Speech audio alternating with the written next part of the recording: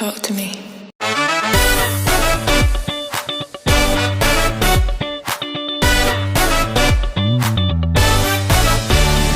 Assalamualaikum warahmatullahi wabarakatuh. Halo semua, aku Gila Martatia. Kali ini akan berbincang-bincang, mendebatkan tentang topik kita kali ini, yaitu perjodohan.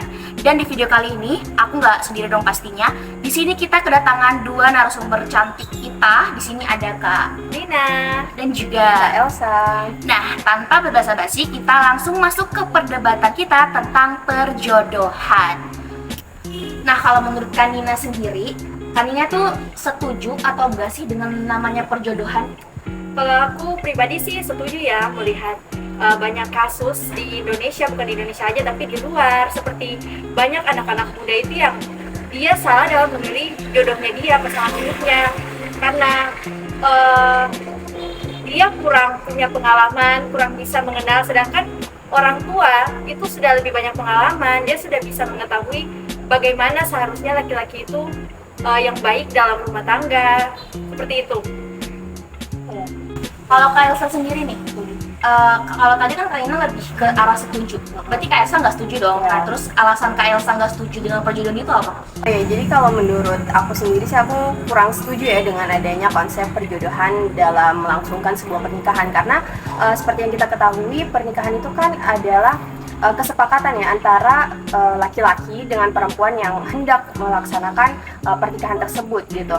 Nah, tapi kalau dengan adanya perjodohan, disclaimer dulu, di sini aku ingin membatasi ketidaksetujuan aku terhadap perjodohan itu adalah perjodohan yang di dalamnya itu ada unsur pemaksaan. Nah, tapi kalau misalnya perjodohan itu di dalamnya tidak ada unsur pemaksaan, dalam artian bahwasanya antara pihak laki-laki dan perempuan yang ingin dijodohkan ini mereka setuju untuk dijodohkan, entah itu karena alasan mereka tidak lagi mau ribet-ribet untuk mencari jodoh atau pasangan, kemudian mereka merasa bahwa dengan adanya perjodohan ini keluarga mereka itu sudah ada kecocokan sehingga tidak lagi susah untuk memperoleh restu dari keluarga mereka. Nah, dari situ aku nggak mempermasalahkan perjodohan yang seperti itu, tapi yang aku permasalahin di sini itu adalah perjodohan yang di dalamnya ada unsur paksaan dari orang tua atau keluarga salah satu pasangan kepada anaknya. Kenapa? Karena perjodohan itu kan yang pernikahan itu kan seperti yang udah aku bilang tadi, itu adalah kesepakatan antara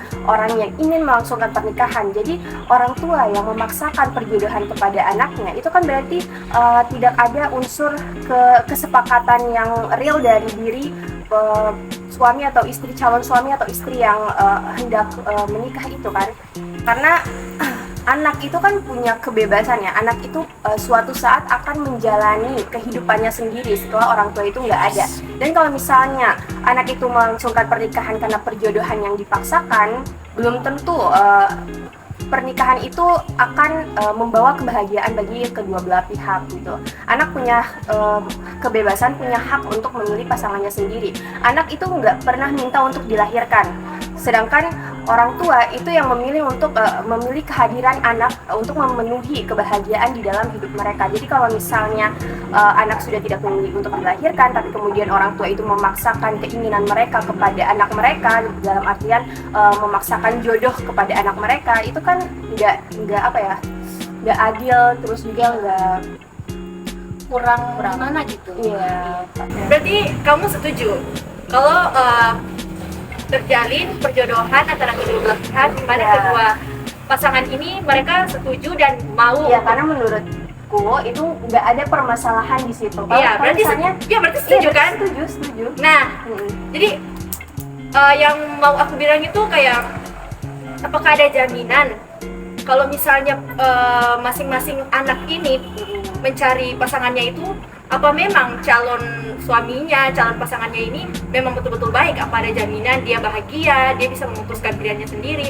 Sedangkan bisa saja keputusan dari orang tuanya ini memang lebih baik, orang tuanya itu lebih berpengalaman, lebih tahu bagaimana cara melihat laki-laki yang baik, yang pas untuk dinikahkan itu seperti apa. Dan lagi pula dalam pernikahan itu kan kita saling mengenal gitu. Makin lama orang yang pacaran aja bisa saling suka kalau kelamaan terus sama-sama gitu. Iya. Pertanyaan yang menarik. Jadi seperti yang udah aku bilang sebelumnya, di sini aku tidak mempermasalahkan ya perjodohan yang karena kedua belah pihak ingin dijodohkan gitu, tapi tadi kan pertanyaannya adalah apakah ada jaminan bahwasanya anak itu bisa memilih pasangan yang baik. Nah, aku juga ingin bertanya, apakah ada jaminan orang tua yang ingin menjodohkan anaknya itu telah benar-benar memilih orang yang sudah benar juga. Orang yang sudah benar juga, karena kan ada juga ya kasus-kasus perjodohan yang mana orang tua itu menjodohkan anak mereka, tapi karena faktor ekonomi atau faktor-faktor yang mereka tuh tidak melihat kualitas bibit bobot daripada si calon yang dijodohkan ini gitu kan. Apalagi pernikahan itu kan bukan suatu hal yang sederhana, pernikahan itu kan Sesuatu yang sakral, sakral. jadi nggak bisa, iya. Tapi kembali lagi ya, menurut aku nih, kasus di Indo itu banyak kan, kayak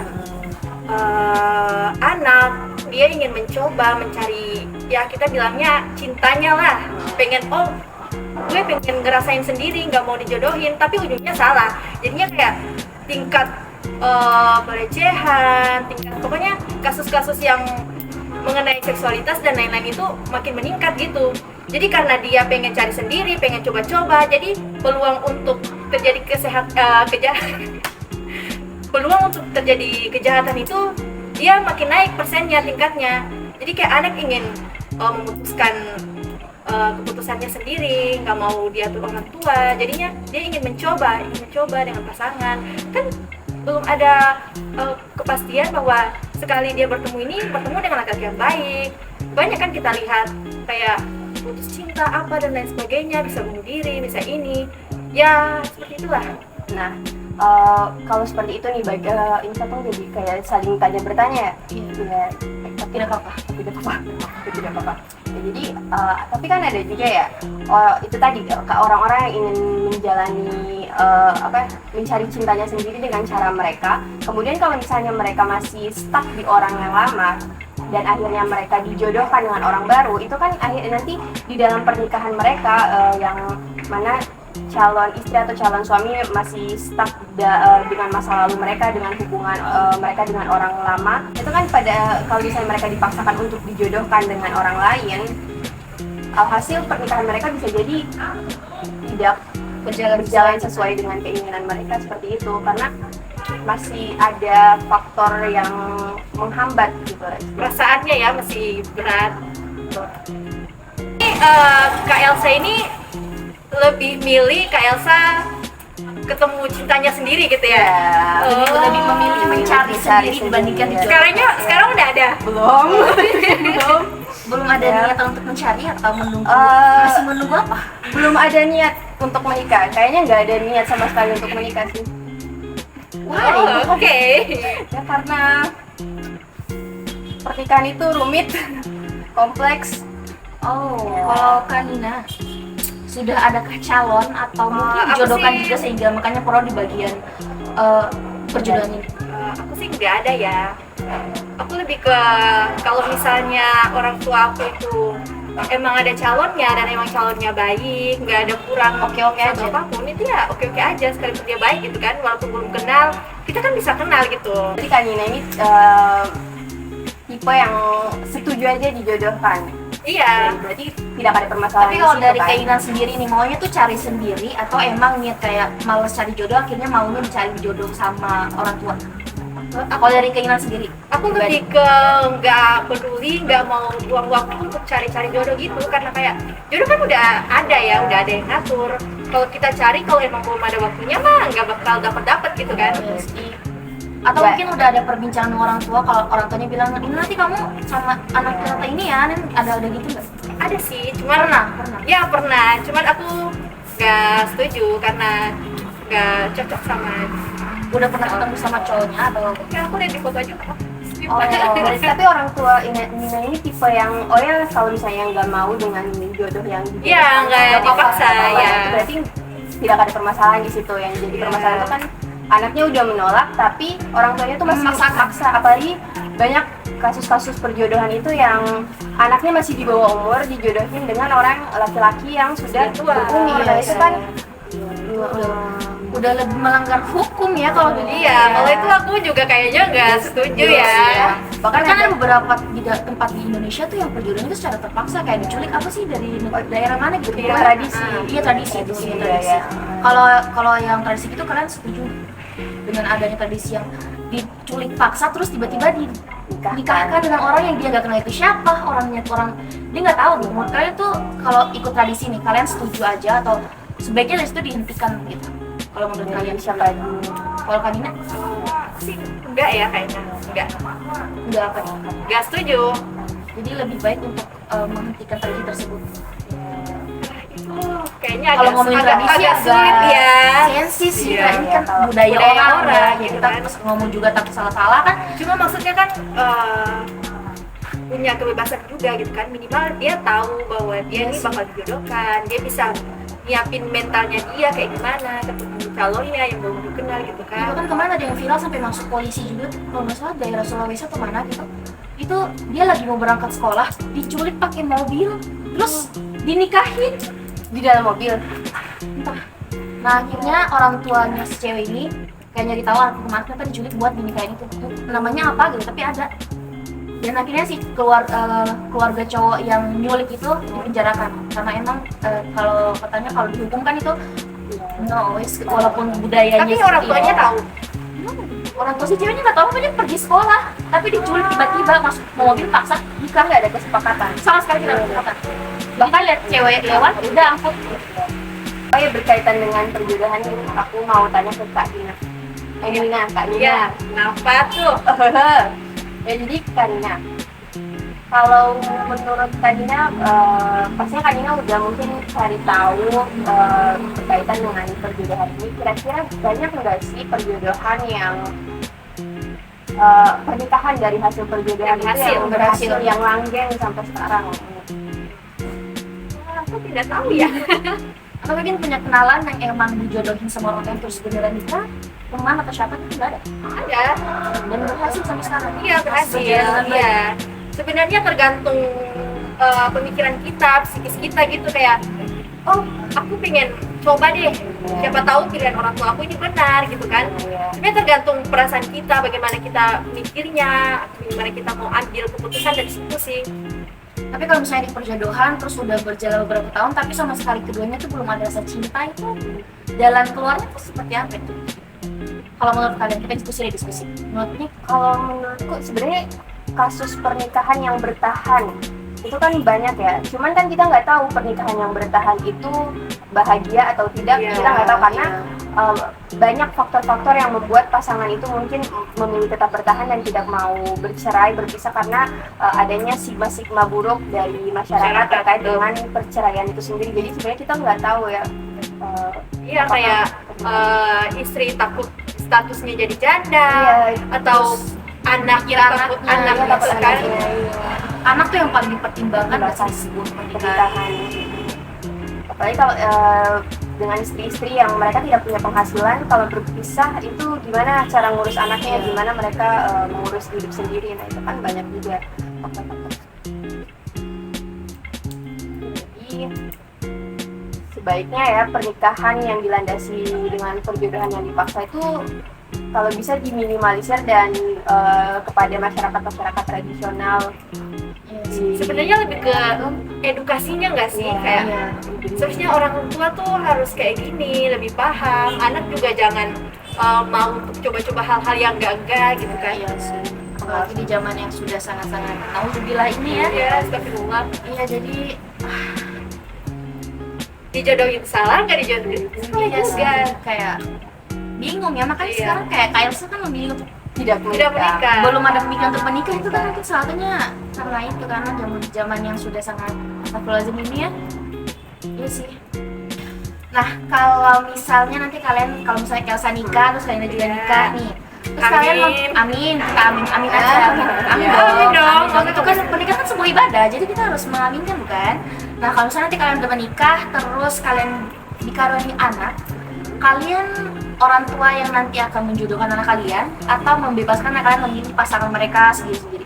Kalau kalian Kalau dari aku sendiri, aku nggak akan menjodohkan anakku. Aku akan memberikan kebebasan kepada dia untuk memilih pasangannya sendiri. Tapi di satu sisi aku juga akan melihat nih pasangan dia yang seperti apa. Kan kalau misalnya anak ingin menikah, tentunya dia akan mengenalkan calonnya kepada kita sebagai orang tua kan. Dan di situ aku juga akan menilai dia, aku akan menilai pasangan yang dikenalkan oleh anakku. Aku juga akan bertanya kepada dia. Intinya ada komunikasi dua arah lah antara aku dengan anakku. Aku tidak akan mengekang dia, tapi sebagai orang tua kan juga kita yang ingin menginginkan yang terbaik buat anak kita gitu. Tapi kita tidak bisa karena kita menginginkan yang terbaik, kita mengekang dia, kita menjadikan dia seperti apa yang kita inginkan, kan nggak bisa kan. Jadi ada dua komunikasi yang baik, kemudian juga ya seperti itu. Kalau Kak Nina, gimana tuh? Kalau aku sih lebih ke mendidik ya. Jadi anak itu dari usia sekian sampai usia dia bisa mulai untuk suka sama lawan jenis itu, sebisa mungkin dia harus lebih fokus seperti belajar atau apa. Jangan kita kayak terlalu memberikan kebebasan. Jadi anak itu, apalagi anak orang sekarang, sudah mengenal pacaran, sudah tahu tentang begitu, Apalagi yang seks bebas. Iya, jadi kayak lebih ke memberikan pelajaran kepada anakku ya, supaya dia tuh lebih tahu tentang hal-hal seperti itu.